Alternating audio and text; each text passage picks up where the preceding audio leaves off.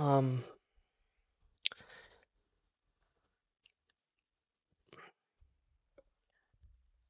ever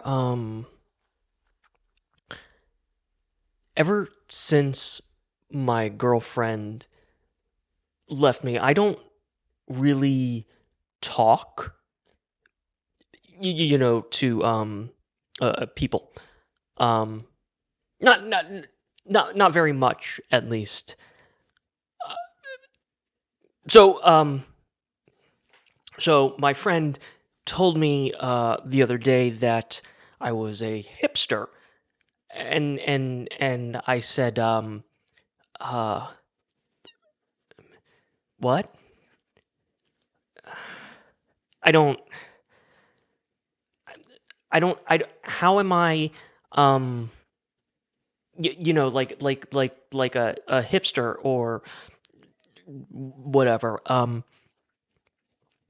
Uh, and he said that, well, I always kind of hated people all of my life. I just never got people, I guess. Um, and I would, go out of my way to avoid them, people, and avoid interactions, and avoid, and my friend, he said that the pandemic was like this massive personal validation, like, how it's not just my own uh, personal anxieties or whatever, but now uh, but now, like, there's this legitimate life and death reason to avoid people. Um, but then he was saying, everyone else started avoiding people too. Well, for a time, Um, they're not really doing that anymore. Not so much. And so, like, I'm all like, well, I was doing that first, avoiding people, before the pandemic, pre the start of the pandemic, before other people had. That's that's what my um that's what my friend said. Why I was a hipster.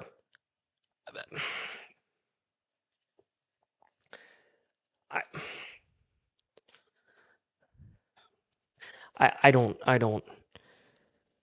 I don't get it either. But that's okay, because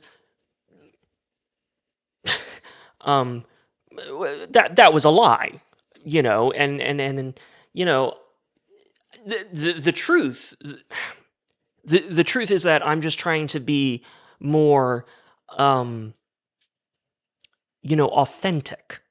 uh this year, in 2024, I want to be uh more genuine, um more me.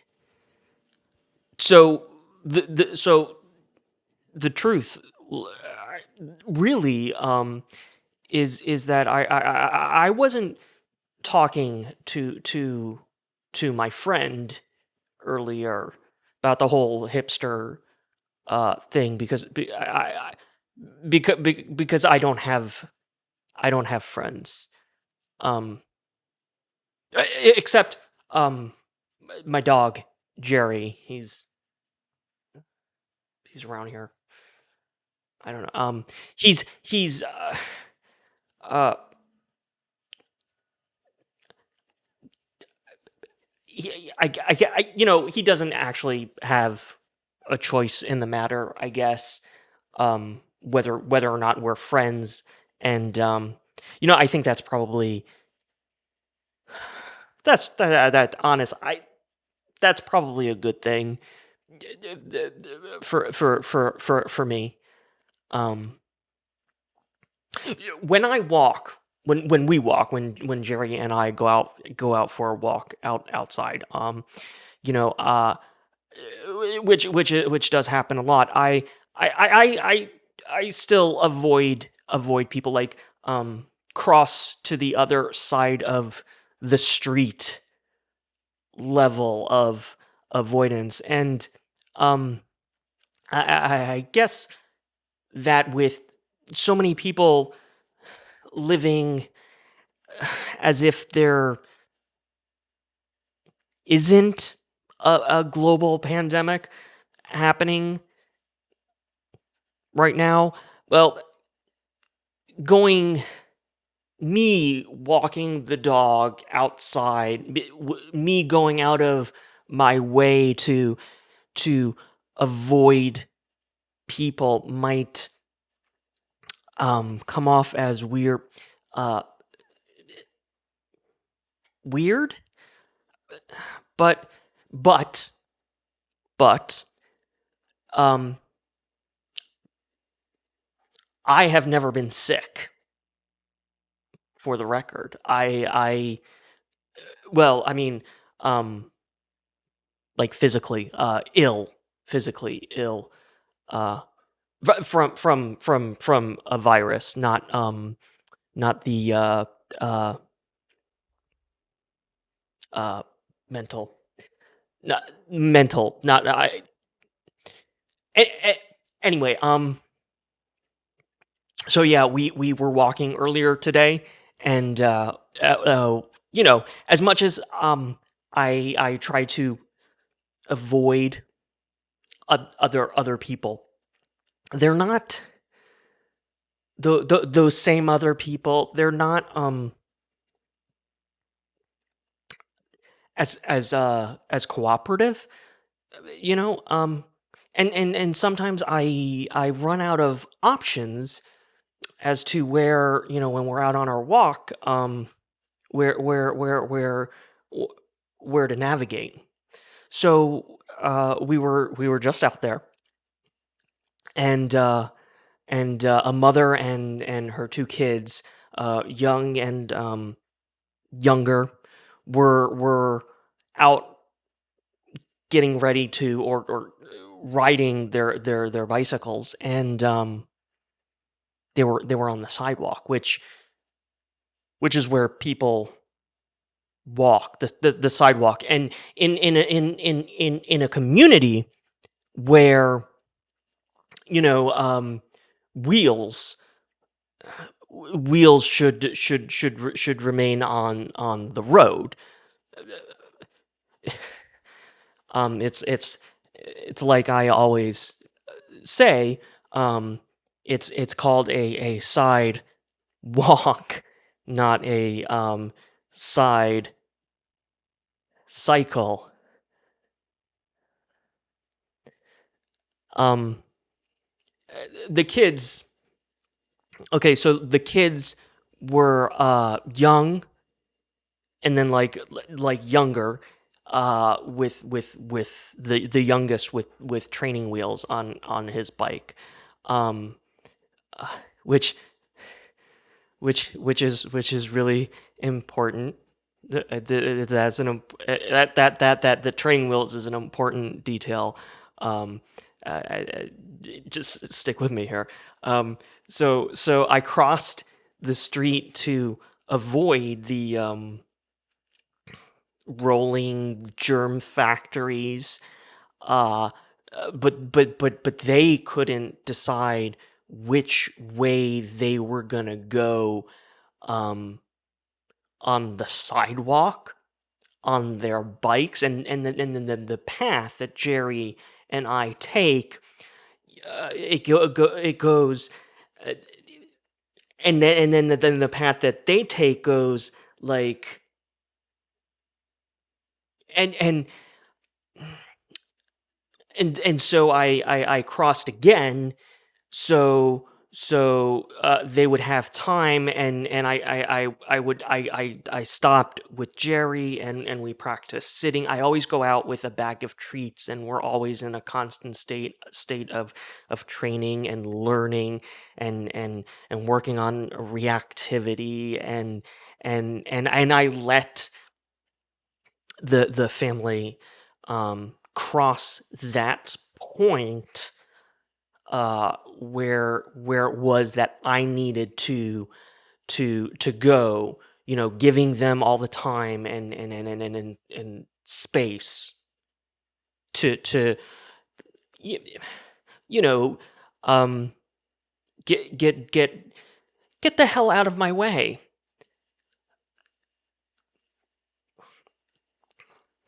I, I'm not super proud of this, but like I'm also not not proud. uh, when the path was finally clear, and Jerry and I could keep walking on the sidewalk, uh, things things took things took a turn for the youngest, the littlest rider on uh, the bicycle. He had fallen over, um with the training wheels, onto grass. It was onto grass, but still, um, you know, last person to deserve it. But he did fall over while riding a bicycle with training wheels on a sidewalk. That's the sidewalk. That's the important detail. Little kid fall over training wheels because they wouldn't get out of my way and respect people who walk on the sidewalk.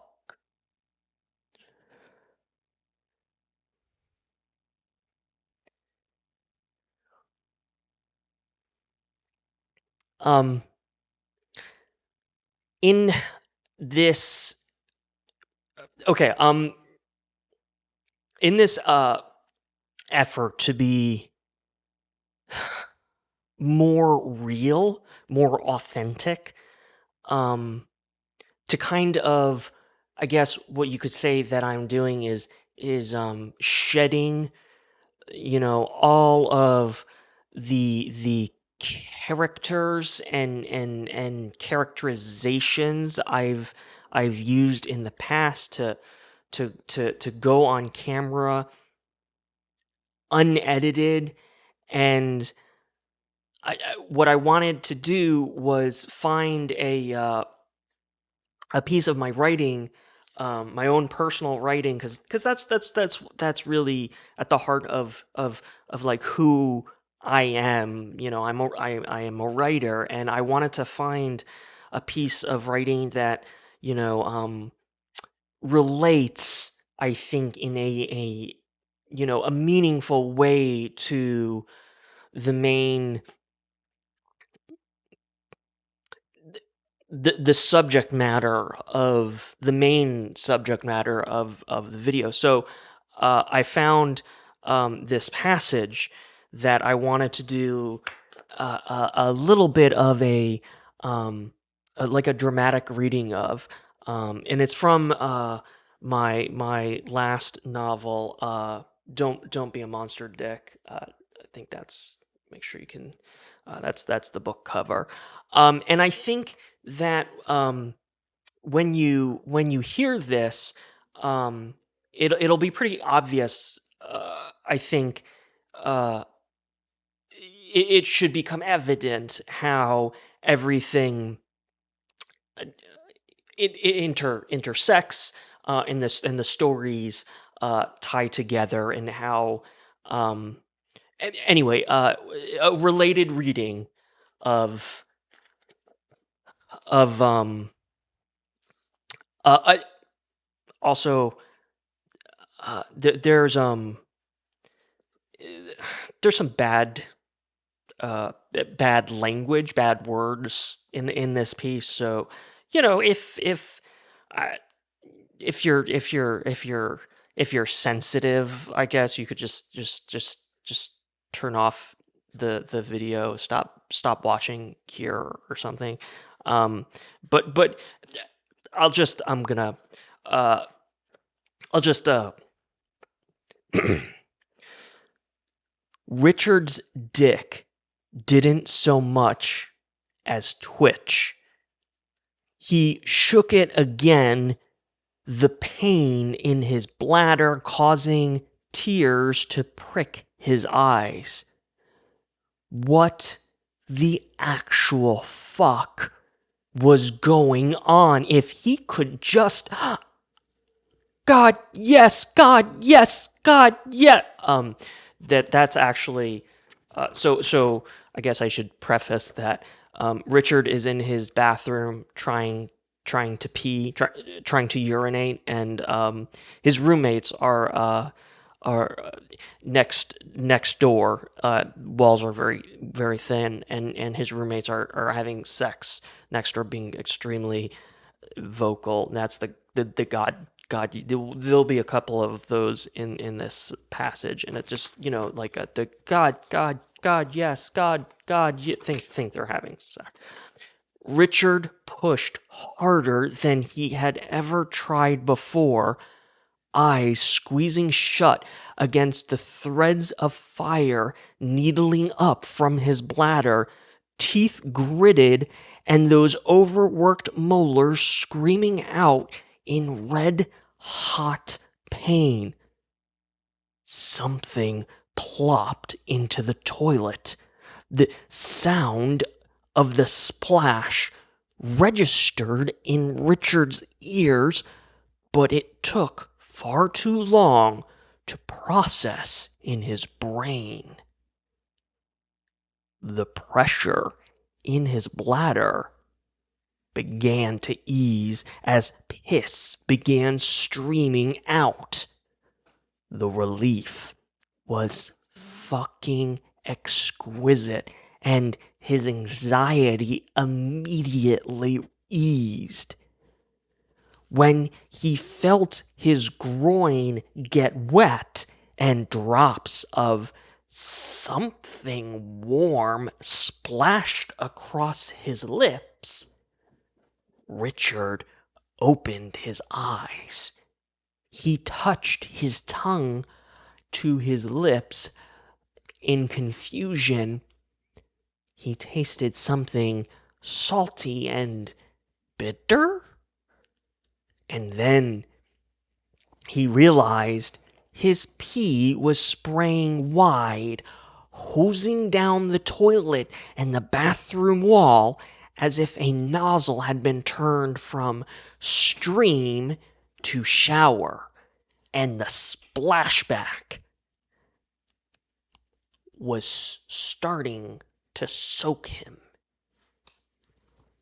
His panic returned with a vengeance, and Richard again flexed those abdominal muscles to cut off the stream, waving his hands in front of his crotch to block the flow and redirect the chaotic rain of urine. Those needles of pain returned as he struggled to cut himself off midstream. The flow tapered off before stopping completely. The pain in his bladder numbed and then vanished. Piss dripped from Richard's chin, his eyes wide with a primal fear. His gaze was locked straight ahead, too afraid to look down.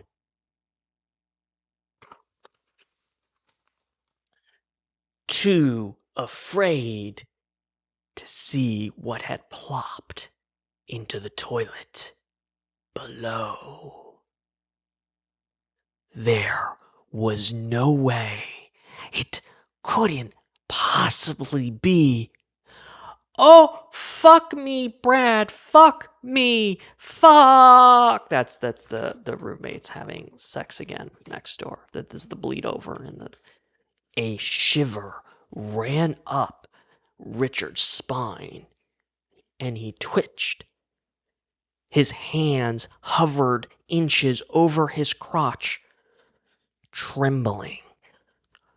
But he didn't need to touch anything to realize something felt different. With a mounting sense of dread, his gaze lowered.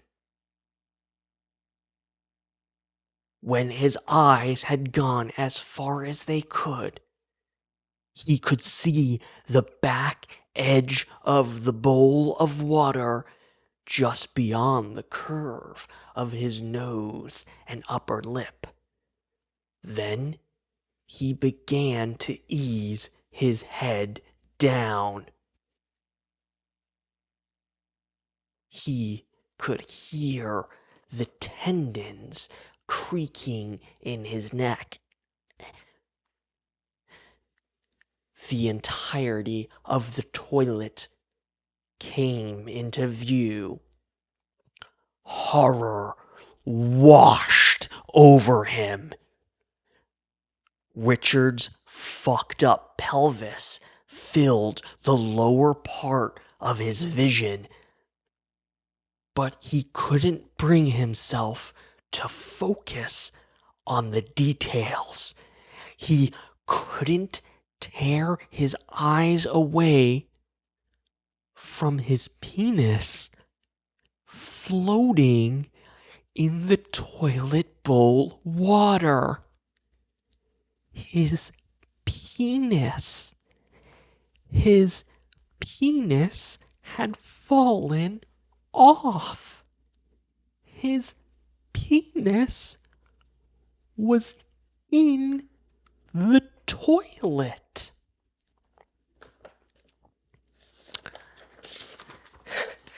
So, yeah, that's let me pull the script. That's from the opening sequences of "Don't Be a Monster, comma Dick!" exclamation point. Um, it is the inciting incident, um, as it were, and um,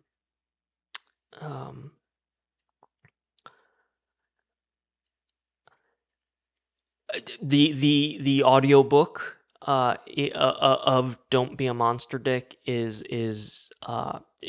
here on YouTube. I produced it. I recorded it and produced it myself. I'm very, very, very proud of that body of work. And links, if you want to read like on the words, it's on Amazon, it's on Apple. The links the links are go to my website, emergencycreative.com. Um,